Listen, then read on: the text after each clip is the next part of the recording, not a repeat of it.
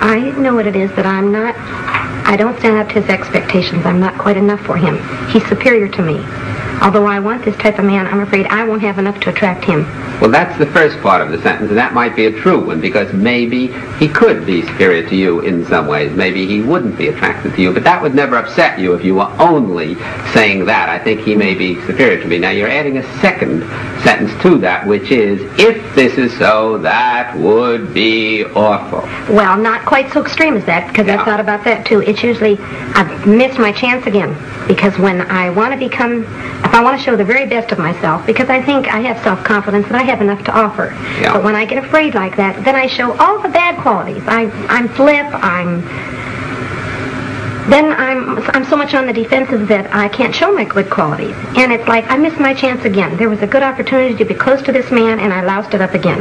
All right, but even let's suppose you're saying that, and I think you really are, but you must be saying something else too, because if you were just saying, hell, I missed my chance again, you'd say, all right, next time, I'll take advantage of what I learned this time and do it a little better. Now, you still must be saying, if you feel shame, embarrassment, shyness, there's something pretty bad about your error in missing your chance again.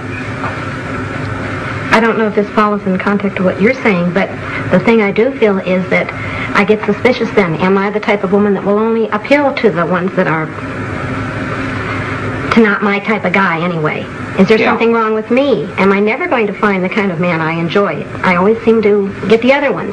All right, now you're getting closer to what I'm talking about, because you're really saying, if I am this type of woman that none of these good, eligible males are going to appeal to, then that would be awful. I'd never get what I want, and that would really be something frightful, isn't it? Plus, I don't like thinking of myself that way. I want to put myself on a higher standard. I don't like to think that I may be just an average Jane Doe. But let's just suppose, for the sake of argument at the moment, that that were so. All right. That you were an average Jane Doe. Now, would that be so terrible? It would be inconvenient. It would be unpleasant. You wouldn't want it. But would you get an emotion like shyness, embarrassment, shame out of just believing that maybe I'm going to end up like Jane Doe? I don't know. Well, I don't think you could, because you still would have to be saying on some level, as I think you've just said, and it would be very bad. It would be terrible. I would be a no-goodnik if I were just Jane Doe. I'd never get what I want. If I were just a Jane Doe, and if I'd have to accept it, I'd never get what I want, and I don't want to live the rest of my life with just icky men. Well, it's not necessarily so that you'd never. You really mean your chances would be reduced, because we know some icky girls who get some splendid men, don't we? That's right. You see, so you're generalizing there. You're saying it probably would be that I'd have a more difficult time, but then you're jumping to, therefore, I'd never get it all. You see the catastrophizing there that you jumped to. Yes, but it feels that way to me at the time. It seems like forever. That's right, but isn't that a vote of non-confidence in you? An essential vote of non-confidence? Yes. And the non-confidence is because you're saying, one, I don't want to miss out on things. I would like to get the kind of a man I want and be a, in your words, superior kind of girl who gets a superior kind of man. Yes. But if I don't, then I'm practically on the other side of the chain completely, a no-goodnik, somebody who will never get anything that I want, which is quite an extreme away, isn't it?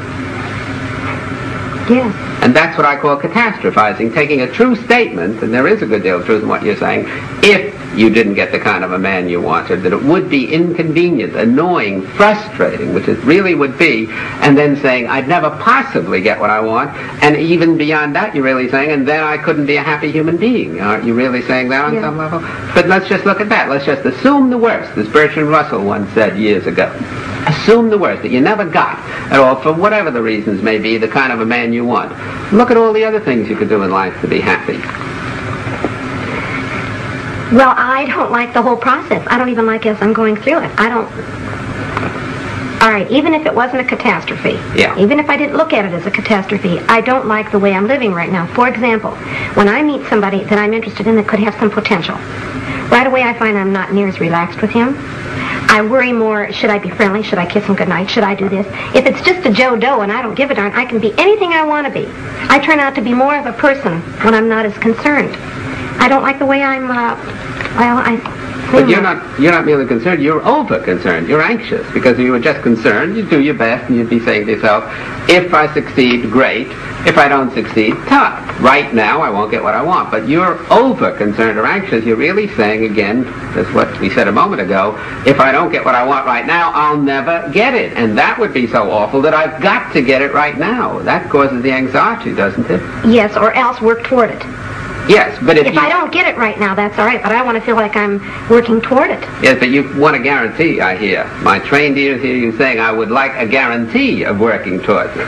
And there are no certainties. Well, no, Dr. Ellis, I don't know why I'm coming out that way. What I really mean is, I want a step toward working toward it.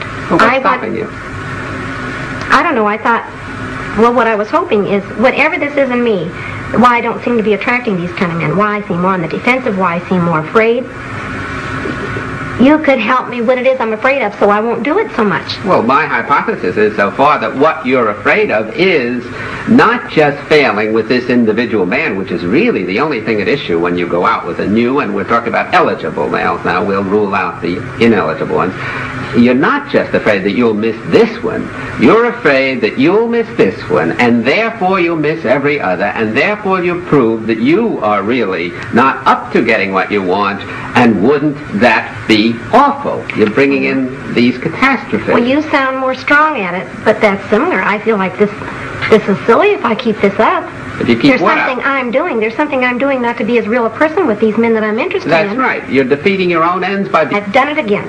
Right. If I weren't so doggone anxious about trying to hook this guy, I could be more real. He's going to enjoy me more if I'm real anyway. So I'm only giving him the stinky part of me. Right. How can anybody I respect a chooch? And that's what I am when I don't really come through. But look how you just devalued yourself. Let's just suppose, for the sake of argument, you kept giving the stinky part of you. Right. A human being, another person who's trying to get interested in you, might not like these attributes, these characteristics of you, but I don't think he's going to despise you as a person, which you are really doing. I'm harder on myself than I think That's he is. exactly the point. He just doesn't like me. There's not enough to me. Right, and I say before, if people just didn't like you and you went through enough of them, and it would be hard to go through enough, but it would be possible, you'd eventually find one who did like you and whom you liked. But as long as you devalue yourself personally in your own eyes, you complicate the problem enormously, and you're not focusing on how can I be myself, change the traits. If you, for example, had let us just say, a mangled arm, and you wouldn't accept your whole person, your being, because of this mangled arm, then you would focus so much on that mangled arm that you wouldn't be able to do things that you wouldn't otherwise be able to do. That's almost what I do, yes. Yes, you see, that's exactly so. You're taking a part of you, an arm, and focusing almost completely on that. Just to bring it down to our own conversation, you're taking a part of you, your shyness, your not being yourself with males, and focusing so much on that part that you're almost making it the whole of you.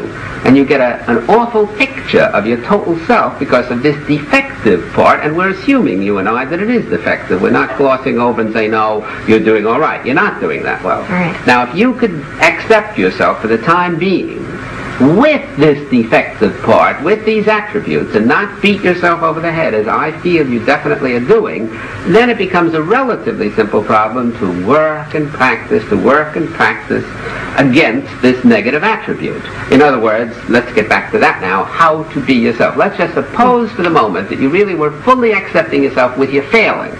All right. You know you're going to go out, you know you're going to screw up with the next man, the man after that in all probability, but you're saying, all right, I have to go through a learning process, that's too bad. I won't be very good during this while, but I'll do it just as I would at ice skating, where I'd have to fall on my neck for a few times before I learned to ice skate. Okay, now let's suppose that.